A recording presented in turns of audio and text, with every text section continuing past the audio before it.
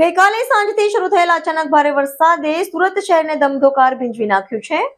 થોડા કલાકોમાં જ શહેરના મોટા ભાગના વિસ્તારોમાં પાણી ભરાઈ જતા જનજીવન અસ્તવ્યસ્ત બની ગયું હતું. ગઈકાલે સાંજથી શરૂ થયેલા અચાનક ભારે વરસાદે સુરત શહેરને ધમાકેદાર ભીંજવી નાખ્યું છે. થોડા કલાકોમાં શહેરના મોટાભાગના વિસ્તારોમાં પાણી ભરાઈ જતા જનજીવન પ્રભાવિત થયું છે. વરસાદના કારણે શહેરની અનેક મુખ્ય સડકો ઉપર પાણી ફરી વળ્યું હતું, જેના લીધે વાહન વ્યવહાર ઠપ થઈ ગયો. ખાસ કરીને સવારે ઓફિસ અને શાળાએ જવાના સમયે લોકોને ભારે મુશ્કેલીઓનો સામનો કરવો પડ્યો.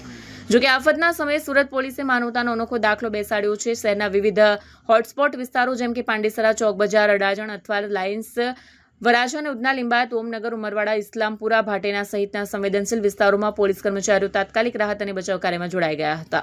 પોલીસ દ્વારા ખાસ રેસ્ક્યુ ટીમો બનાવવામાં આવી, જેમણે પાણીમાં ફસાયેલા વૃદ્ધો, બાળકો અને મહિલાઓને સુરક્ષિત બહાર કાઢ્યા. ઘણી જગ્યાએ પોલીસે પોતાના ખભા પર બાળકોને ઉપાડી અને વૃદ્ધોને હાથ આપીને સલામત સ્થળે પહોંચાડ્યા. સ્થાનિક લોકોએ પોલીસના સ્વયંસેવી અને માનવતાભર્યા પ્રયાસોની ખુલ્લા દિલથી પ્રશંસા કરી છે. હવામાન વિભાગે આગામી 24 કલાકમાં પણ હળવાથી મધ્યમ વરસાદની આગાહી વ્યક્ત કરી છે. જિલ્લા વહીવટી તંત્રએ નાગરિકોને બિનજરૂરી મુસાફરી ન કરવા અને સત્તાવાળાઓના નિર્દેશોનું પાલન કરવા વિનંતી કરી છે.